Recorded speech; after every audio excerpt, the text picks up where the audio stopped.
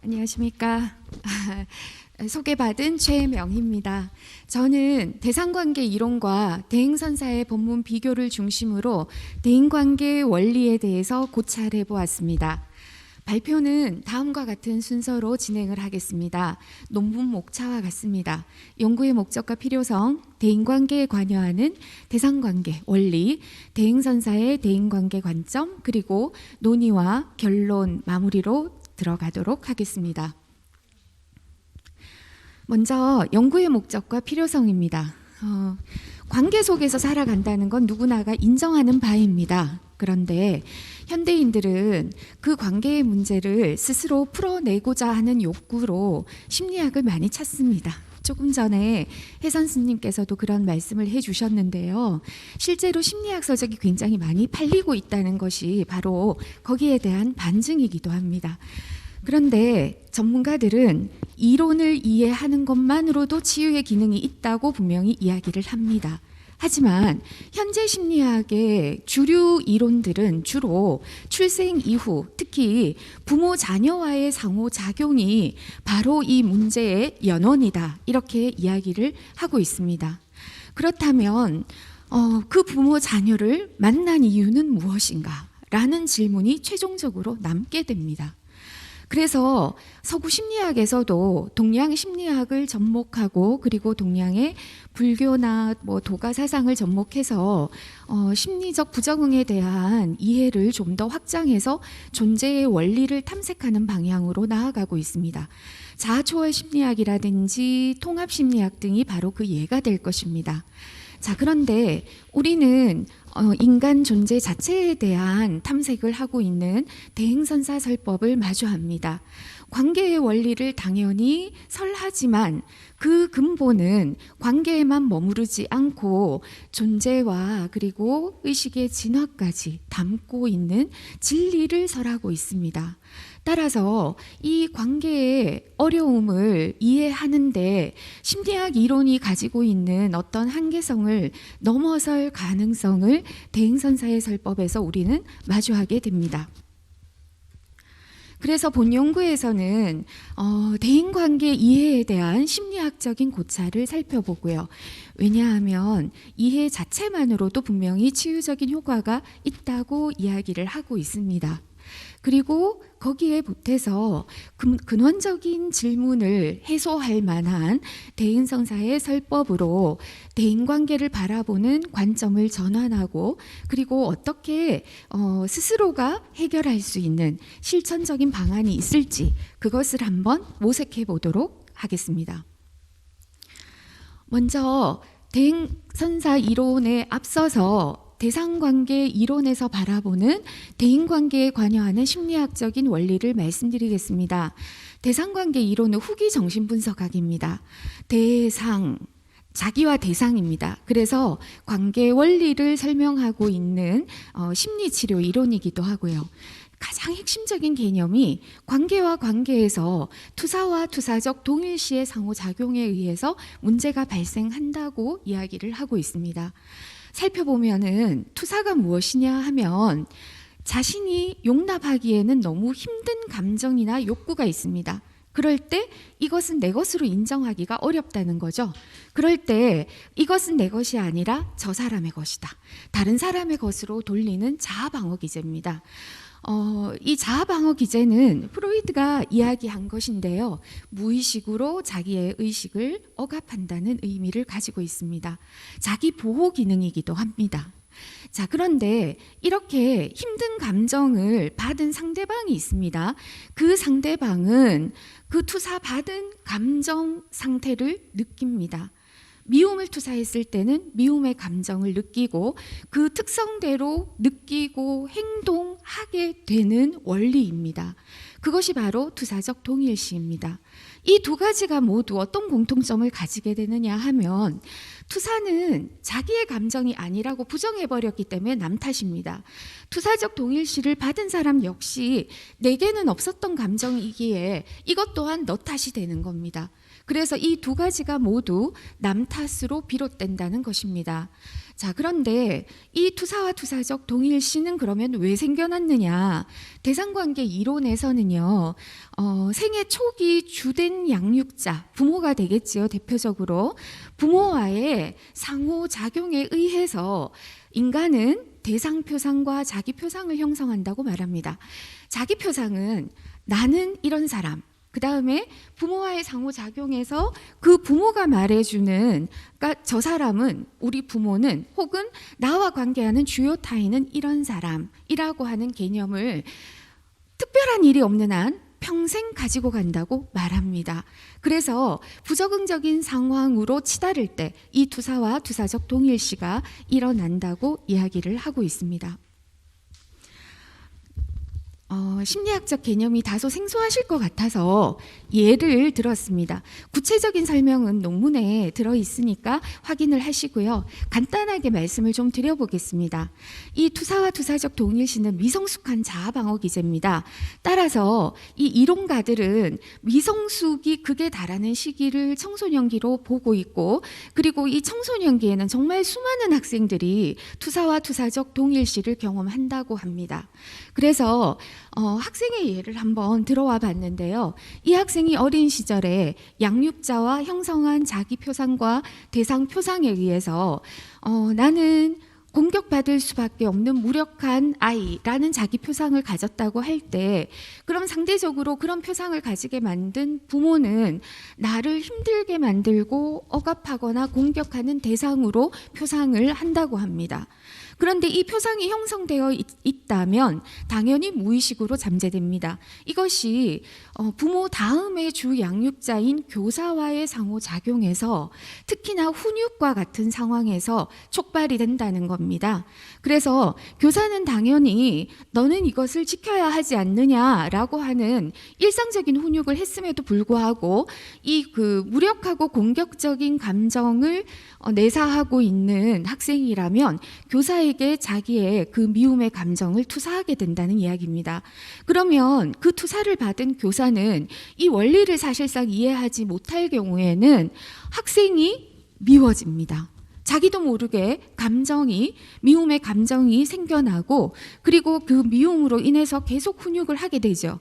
그러다가 보면 상호작용에서 굉장한 혼선과 그리고 불화가 이어지게 돼서 사실 훈육의 본질이 흐려지게 됩니다. 이런 현상은 지금 교육계에서 너무나 많이 일어나고 있습니다. 자, 그런데 제가 화살표를 2개를 그어놨습니다. 이것은 뭐냐면요. 그러면 학생만, 그러니까 자녀만 부모에게 투사를 하느냐? 아닙니다. 부모도 역시 본인의 성장 과정에서 자기의 부모와 형성한 자기 표상과 대상 표상에 의해서 투사된 감정들이 있을 수 있다는 겁니다. 그것이 주로 관계를 맺는 대상인 자녀와의 관계에서 자녀에게도 당연히 투사가 될 수 있다는 이야기입니다. 이것은 결국은 평생에 걸쳐서 우리는 투사와 투사적 동일시를 경험한다는 이야기가 되는 겁니다. 그래서 여성의 사례도 하나 가지고 와 봤는데요. 성인의 사례입니다. 자, 굉장히 보호를 받고 자란 여성이라고 가정을 한번 해본다면, 이 여성이 자기 표상을 한 것은 나는 보호받지 않으면 쓸모가 없는, 내지는 무력한 존재라고 자기 표상을 했을 수 있습니다. 그러면 대상 표상은 보호해주면 좋은 사람, 보호해주지 않으면 나쁜 사람, 이렇게 대상 표상을 가지고 있을 수 있습니다. 이럴 때 이 여성은 보호해줘라고 하는 감정이나 욕구를 상대에게 투사를 합니다. 그러면 나중에 배우자를 만나거나 그 배우자에게도 나를 보호해줘를 요구를 하게 되죠. 그러나 이건 무의식에서 오고 가는 것들입니다. 그러면 상대 배우자는 처음에는 보호하고 싶은 마음에 끌려서 결혼을 합니다. 그런데 살다가 보면 그것이 너무 힘들어져서 너 왜 이렇게 혼자서 할 수 있는 게 없니? 라고 했을 때 이 여성은 자기가 굉장히 무력하게 묻어두었던 그 감정이 촉발되죠. 그랬을 때 두 사람은 불화로 이어지게 됩니다. 그러나 그 여성은 네가 잘 보호해줬다가 결혼하고 변했어. 이렇게 남 탓을 하게 되지 절대로 내게 그런 것이 있었어 라고 인정하기가 사실 상당히 어렵다는 이야기입니다. 그래서 이때 이 배우자의 행동이 바로 투사적 동일시의 사례라고 그렇게 볼 수가 있습니다. 자, 이처럼 대상관계 이론은 출생 이후에 부모 자녀와의 관계에서 형성된 자기 표상, 대상 표상에 의해서 이런 부적응적인 관계 원리가 형성이 되고 평생을 지속한다고 이야기를 하고 있기 때문에 그렇다면 듣는 부모님들은 대단히 억울할 겁니다. 나는 그렇게 키우지 않았어가 남지 않겠습니까? 그래서 이것이 어떻게 보면 이 그 대상관계 이론의 어려운 점이라고 할 수 있는데요. 실제 이론가들도 이럴 부분에 대해서 유의를 해야 한다라고 이야기를 하고 있습니다. 자, 대상관계 이론에서 그러면 해결책이 없느냐? 해결책은 심리치료에서 이 그 억압된 감정 투사와 투사적 동일시 는 무의식에 내재되어 있기 때문에 상담 장면에서 상담자와의 관계를 통해서 무의식을 의식화하고 그리고 그것이 투사와 투사적 동일시와 어떻게 연관이 되어 있는지 이해를 하면서 본인 통찰에 이르도록 하는 과정을 거칩니다. 훈습이라고 하는 것은 한 번만으로 관계 경험이 바뀌지 않기 때문에 굉장히 반복된 연습을 통해서 심리치료를 하는 것이죠. 결국은 관계를 개선하는 것이 바로 이 심리치료의 목적입니다. 그런데 제가 서두에서 말씀드렸던 것처럼 모두가 심리치료를 받지는 않지만 우리는 관계에서 누구나가 어려움을 겪는 국면들이 반드시 있습니다. 그렇다면 이렇게 전문적인 이론만으로 어떻게 우리는 관계의 어려움을 해소할 수 있을 것인가? 아무리 타당하고 이해가 되는 얘기라 하더라도 역시 물음표가 달리는 부분이 생깁니다. 자, 그래서 저는 대행선사의 관계 원리를 살펴보고자 했습니다. 그런데 선사의 그 관계 원리를 살펴보기 위해서는 마음관부터 살펴보는 것이 순서라고 생각을 합니다. 대행선사는 모두가 연결된 존재, 한 마음이기에 손가락 하나를 들어도 일체가 다 함께 들린다라고 설하셨습니다. 자, 그런데 그 연결된 존재, 개별의 존재들은 한 마음 근본 자리로 연결되어 있다. 그리고 그 한마음 근본 자리는 바로 진리다라고 설하셨습니다. 그래서 거기에 이르는 그 과정에 간절한 한 생각이 바로 근본 자리에 닿는 방법이다라고 이야기를 했습니다. 그러면서 동시에 관계에서는 분명히 욕구가 작용을 하는데요. 인간의 욕구는 깨달음을 향한 하나의 도구, 소재, 재료가 될 수 있다라고 설하였고요. 그리고 깨달음조차도 인간이 가지고 있는 욕구라고 이야기를 했기에 이 마음을 어떻게 내느냐가 굉장히 중요한 원리다라고 설하고 있습니다. 자, 그래서 그를 바탕으로 관계 원리를 살펴보면 관계에서 일어나는 모든 문제는 상대방과 연결되어 있는 문제이기도 하겠으나 가장 근본은 개인이 가지고 있는 인연과 업식에 의한 것이라고 선사는 말합니다. 그래서 윤회의 고리가 없다면 아마 진리라는 말도 하기 어려웠을 것이다 라고 해서 이제까지 쌓아온 인연과 업식이 현재 상황에 보이고 있고 그렇다면 우리는 이 현재 상황에서 그 인연과 업식을 진리로 가는 간절한 마음 그리고 한 마음에 놓는 마음으로 해결을 할 수가 있다라고 설합니다. 그러나 우리는 현상을 살면서 분명히 관계의 어려움을 겪습니다. 가족 중에 누구가 어떠한 잘못을 저질렀다 해도 잘못했을 때의 내 모습이고 과거로부터 내가 지은 인연대로 나오는 것이니 모두가 내 탓으로 돌려야 한다고, 이렇게 상대를 먼저 대응하기 이전에 내 탓으로 그리고 나를 바라보는 관점으로 수행을 해 가도록 하는 것이 선사의 관계 원리의 요체입니다. 자, 그러면 한마음 주인공 그 자리에 놓는다라고 하는 것은 바로 실천 원리와 연결이 되는 부분일 텐데요. 한번 보겠습니다. 상대방에게 해롭거나 상대가 역정을 낼 기세가 보이면 말로 하지 말고 주인공의 일임에서 안에다 놓으면 자석과 자석이 감응하듯이 그쪽으로 연파가 통하게 된다. 이 우주간 법계는 허공에 거미줄을 쳐놓은 것 듯이 다 통하게 되어 있다라고 설하셨습니다. 결국은 서로 연결된 존재가 한 마음으로 통하고 있고, 그래서 주인공의 일임하는 그 마음, 간절한 마음의 작용, 그렇지 않도록 하는 것도 너밖에 없잖아라고 하는 이 한 문장으로 사실은 관계 원리조차도 하나의 진리로 접근해가는 길로 생각을 할 수 있다. 그래서 저는 이전 그 심리학이 제시하고 있는 나는 왜 이런 부모를 만났을까? 우리 부모님은 왜 그랬을까? 그리고 그러면 나 혼자서 어떻게 이걸 해결해? 라고 하는 그 어려움들에 대한 충분한 대안이 되리라고 생각을 합니다. 자, 그래서요, 이 그 두 가지 관점을 통해서 저는 이제 종합적으로 한번 논의를 해보고자 했습니다. 먼저 그 두 관점 모두 상호작용, 인간의 상호작용에는 갈등이 존재를 하고, 그리고 그 갈등은 반드시 근원이 있다고 설명하는 공통점이 있습니다. 그러나 근원이 무엇인가에 대한 것은 상당한 차이가 있습니다. 대상관계 이론은 생애 초기 부모와의 상호작용에서부터 원인을 찾고 있고, 선사는 인연과 업식에서 그 원인을 찾습니다.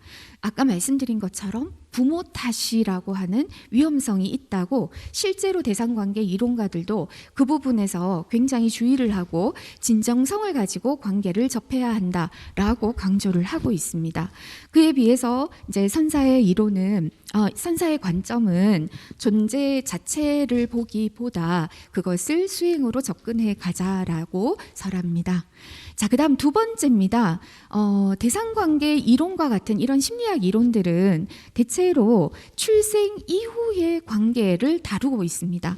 그에 비해서 선사의 관점은 출생 이전의 인연과 업식이 출생 이후의 현재 상태까지 미치는 영향까지 통합적으로 바라보고 그것을 해결할 방법에 대해서 이야기하고 있다는 차이점이 있습니다. 그 다음 세 번째는 나의 마음이라고 제가 키워드를 잡아봤는데요. 이것은 대상관계 이론 역시도 자기 성찰과 통찰이 이루어져야지만 이 관계에서의 어려움이 해소될 수 있다고 이야기를 합니다. 그리고 동시에 그 선사의 마음관에서도 마음이라고 하는 것이 역시 마음과 마음은 연결되어 있다는 존재, 그러면서 인연과 업보가 모두 내 마음을 간절하게 놓는 작용에서 그 어려움들이 해소가 될 수 있다고 바라보는 관점에서 일정 부분 유사성과 차이점을 볼 수 있습니다. 자, 그 다음은 실천 원리에 대한 부분입니다. 실천 원리는 실제로 대상관계 이론은 특별한 실천 원리를 내놓지 못하고 있는 게 사실입니다. 아까 말씀드린 바처럼 심리치료 장면에서 이야기를 할 수 있는데요. 그러나 현실적인 관점에서 봤을 때 실제로 투사와 투사적 동일시는 우리 일상생활에서 너무나 많이 일어나고 있습니다. 그래서 실제로 자기 통찰, 자기 성찰을 위해서 이렇게 심리학적인 이론을 적용하고 이해하는 것은 개인의 치유 효과와 함께 관계 개선에도 분명 일정 부분 작용하는 부분이 있다고 봅니다. 그러나 그러니까 이 관계의 문제를 이해하는 차원을 벗어나서 내가 이 관계 문제를 스스로 해결할 수 있으려면 어떻게 해야 하는가라고 하는 부분에서는 지금 대상관계 이론의 일정 한계를 발견할 수 있습니다. 그래서 그 주인공 관법으로 너만이 할 수 있잖아라고 하는 이 간단하고도 아주 명료한 원리로 관계 문제를 해결하고 스스로 실천할 수 있는 원리를 대행선사의 관점에서 우리는 발견할 수 있습니다. 더구나 대행선사의 관점은 단순히 관계 문제를 해결하는 것에 머물지 않습니다. 그것이 존재의 의식, 그리고 의식의 진화, 그리고 자신이 어디에서부터 왔는지 어디로 갈 것인지에 대한 설명까지 동반하고 있다는 점에서 타인 이해 원리라고 제가 적어두었는데요. 대상에 대한 관점을 전환할 수 있는 계기를 마련하는 것이 바로 대행선사의 관점이라고 생각을 합니다. 실제로 대상관계 이론은 이제 그 타인을 어떤 나와 무의식을 주고받는 대상으로 바라보는 점에 있어서 다소간 저 사람은 투사를 하는 사람이야, 투사적 동일시에 걸려들었어 라고 어떤 진단적인 관점을 내려서 또 다른 문제를 유발할 가능성도 있다는 위험성이 있습니다. 자, 그에 비해서 대행선사의 관점은 거기에서 상당히 자유롭고 안전하다라고 저는 보았습니다. 자, 그래서 이상과 같은 논의를 통해서 결론을 내려보았습니다. 본 연구에서는 어쨌건 관계에서는 자기 성찰이 필요하다. 그런데 그 자기 성찰의 원리로서 대상관계 이론으로 자기의 심리를 이해할 수 있는 것도 도움이 되고, 그와 함께 좀 더 관점을 전환해서 자기 내면으로 마음을 간절하게 쓰는 원리도 필요하다. 이렇게 보았습니다. 아까 그 말씀드렸던 것이라서 조금 간단하게 정리를 하면 분명히 차이점이 있다. 대상관계 이론은 현상에 대한 원리를 나타내고 있고, 그에 비해서 대행선사의 관점은 출생 이전후를 통합하는, 그래서 현상을 초월하는 원리로 접근할 수 있다. 그리고 실천 원리 측면에서도 마찬가지입니다. 통찰과 성찰이라고 하는 자기 성찰의 원리를 제시는 하고 있지만, 그러나 문제를 해결할 수 있는 명쾌한 실천 원리는 대행선사의 관점에서 찾을 수가 있다.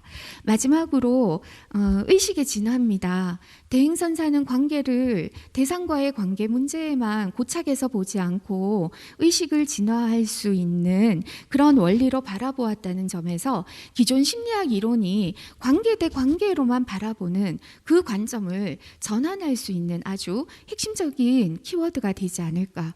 그러면서 실천 방법으로서 수행 원리까지 제시를 하고 있기 때문에 이 부분에서 현대인들이 관계 문제로 고민을 하고 있다면 실제로 그것을 스스로 해결하고자 하는 접근으로서는 아주 유용하다라고 말씀을 드리고 싶습니다. 예. 연구의 의의를 말씀을 드리면 관계 이해에 대한 심리학적인 원리와 그리고 진리에 접근하는 원리를 함께 다루어 보았다는 의의가 있겠습니다. 그러면서 동시에 마음이 어떻게 작동을 하고 그 마음이 어떻게 의식의 진화까지 이어질 수 있는지 대행선사의 관점을 빌어서 확인을 해본 의의가 있습니다. 더불어 단순히 이론적인 측면에만 그치는 것이 아니라 이것이 어떻게 실천적으로 이어질 수 있는지 그 수행법에 대해서도 제시를 한 의의가 있습니다. 그러나 본 연구는 이론적인 고찰입니다. 따라서 향후에 실제로 이 그 심리학적인 장점을, 심리학 이론의 장점을 적용하고 그리고 대행선사의 관점의 원리를 충분히 이해하는 방향으로 관계의 문제에 대한 관점 전환을 꾀하는 실천적인 연구가 필요하리라고 봅니다. 예, 제 연구는 여기까지입니다. 발표는 여기서 마치겠습니다. 감사합니다. 네, 감사합니다. 너무 시간도 너무 잘 지켜주셨고 너무너무 조근조근하게 다 하고 싶으신 얘기를 다 해주셨습니다.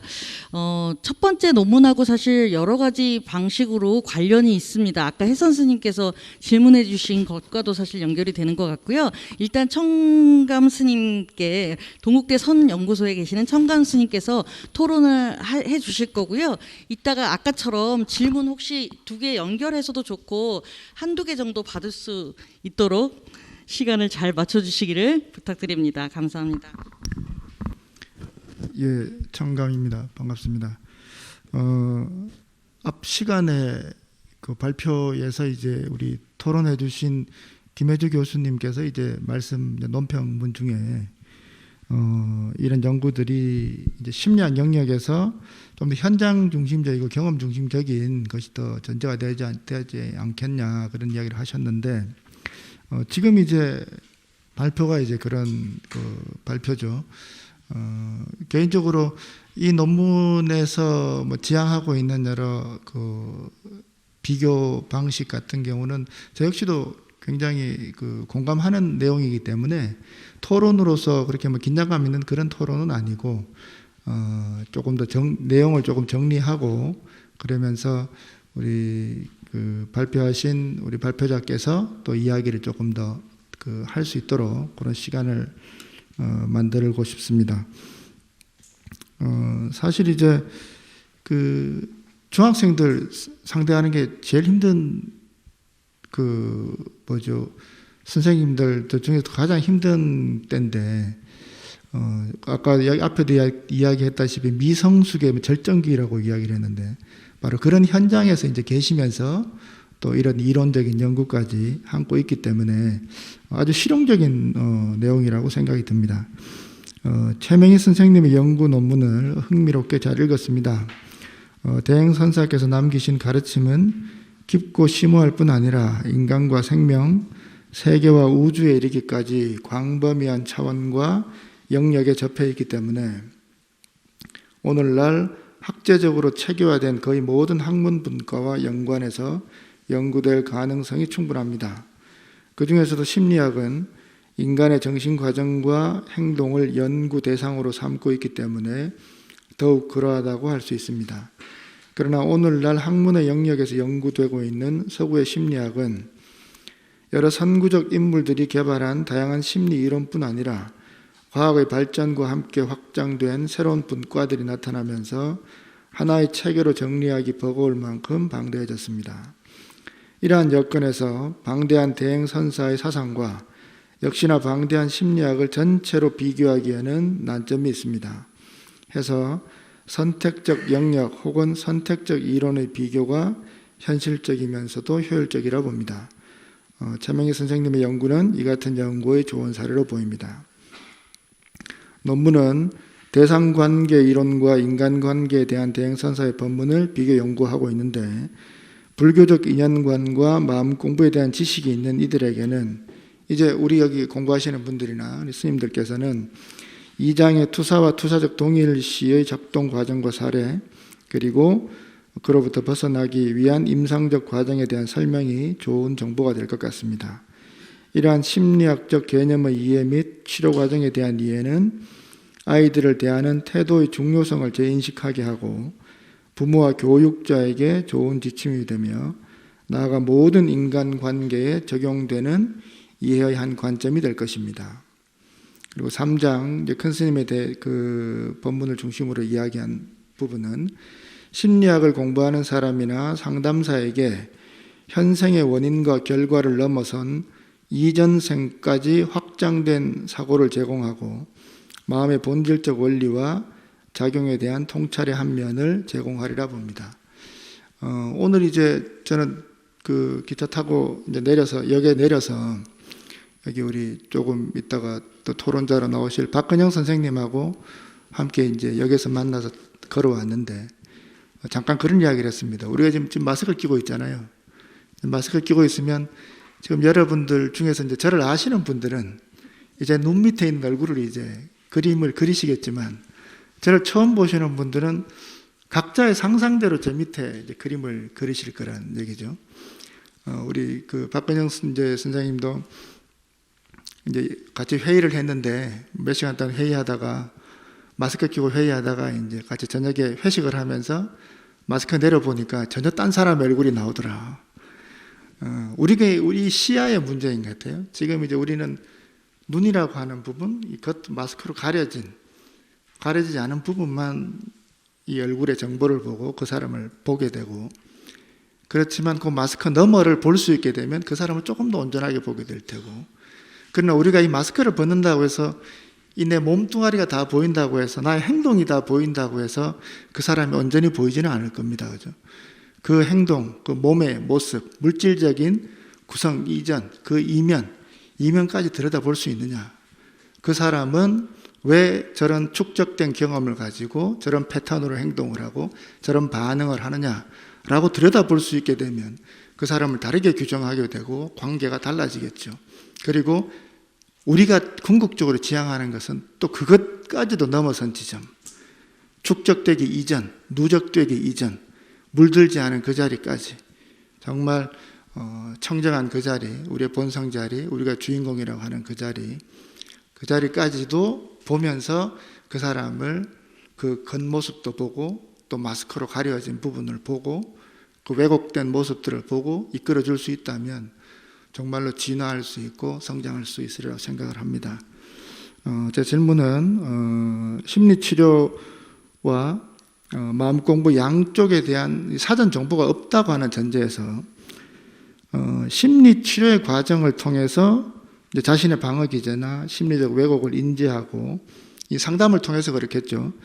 수용해서 아 그렇구나 라고 해서 그것을 통해서 벗어나고자 전향적인 노력을 하게 되는 그런 과정과 우리가 이제 절에 와서 선원에 와서 마음 공부를 하고 스님을 통해서 또 이런 지적을 받을 수 있잖아요.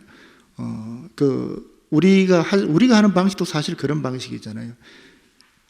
내가 남을 탓하고 있는 관점을 돌려서 내 탓으로 돌리게 하고 왜곡된 해석을 돌려서 새롭게 해석하도록 스님들이 가르쳐주고 이끌어주고 있죠. 그러면 이 양쪽의 방법들이 지금 이제 양쪽을 함께 경험하고 있고 적용해보고 있는 우리 스승님의 개인적 경험을 바탕으로 이야기를 하신다면 어느 것이 더 수월해질까? 그리고 그 양자의 접합이나 또 아니면 지금 사실 그런 고민을 하고 계실 테니까 그 부분에 대해서 현장의 경험을 가지고 조금 더 이야기를 해주시면 좋겠습니다. 이상입니다. 네, 저의 주제와 관련된 아주 핵심적인 질문을 해주셨습니다. 감사합니다. 제가 앞에 말씀드린 것처럼 현재 중학교에 국어교사로 근무를 하고 있습니다.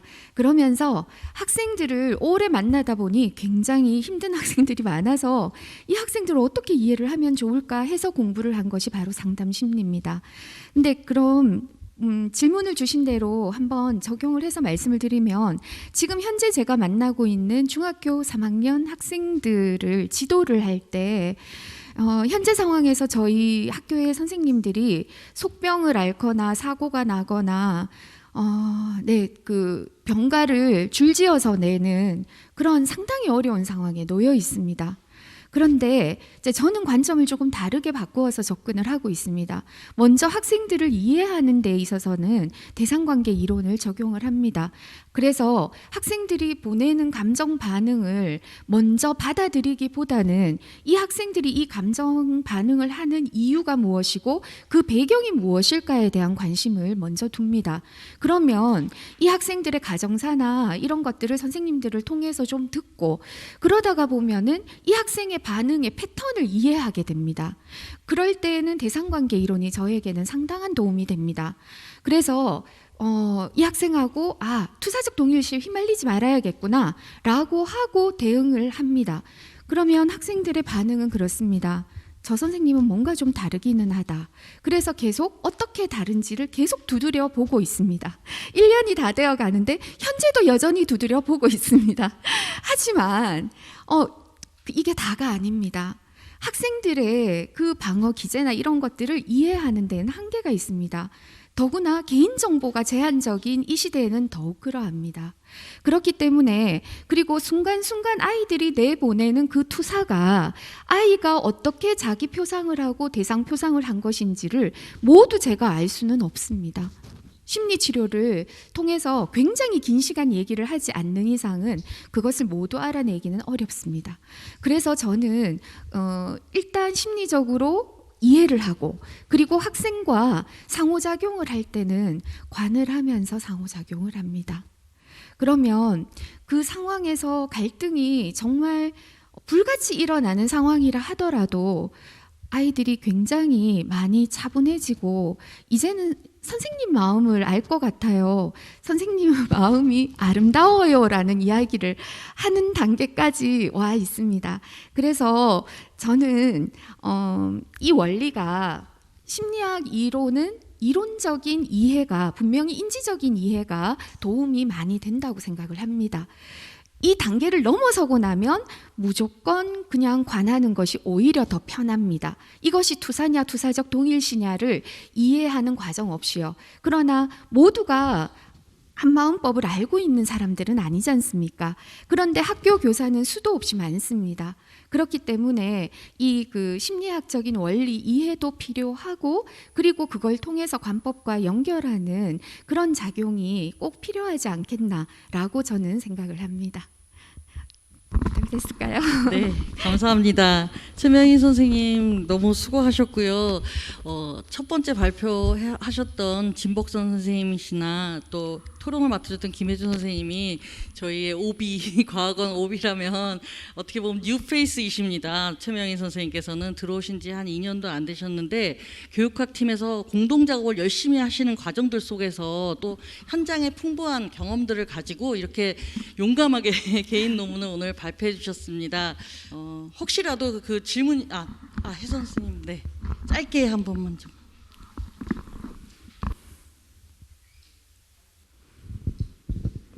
발표도 잘 들었고 토론문 잘 들었습니다.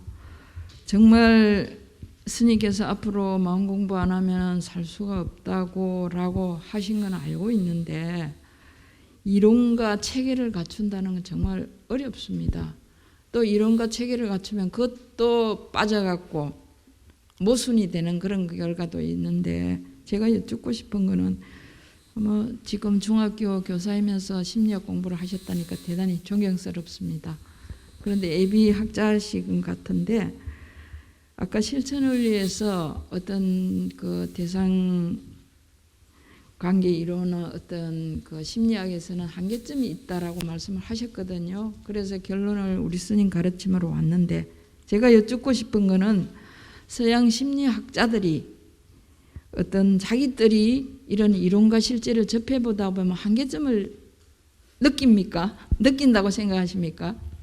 네, 맞습니다. 느끼면은 그분들은 어떤 탈출구를 찾는지 아니면 새로운 모색을 하는지 그래서 요새 뭐 선심리학이니 서양 학문이 자꾸 동양 쪽으로 넘어오고 마음이로 넘어오고 이러는데 그런 관계를 어떻게 보시는지 저는 제 꿈이 있다면 우리 스님 우리 죽기 전에 이런 이론과 체계를 해놔서 후대에도 수행하고 정립해놔야 되지 않나 했는데 아주 바람직한 일인데 예비학자로서 그 점을 어떻게 느끼시는지 말씀 좀 부탁드립니다. 감사합니다. 네, 제가 아직 공부가 짧지만 개인적인 생각으로 말씀을 드리면 앞에 우리 진복선 박사님께서 발표를 해주신 다루었던 그 이론들이 초월적인 관점으로 접근을 하고 있는 이론들입니다. 결국은 지금 서구 심리학이 분명히 한계에 부딪혀 있는 것이 사실이고 그리고 동양적인 어떤 관점을 접목하는 것이 이상적이다라고 하는 데까지 지금 연구가 진행이 되고 있는 것 같습니다.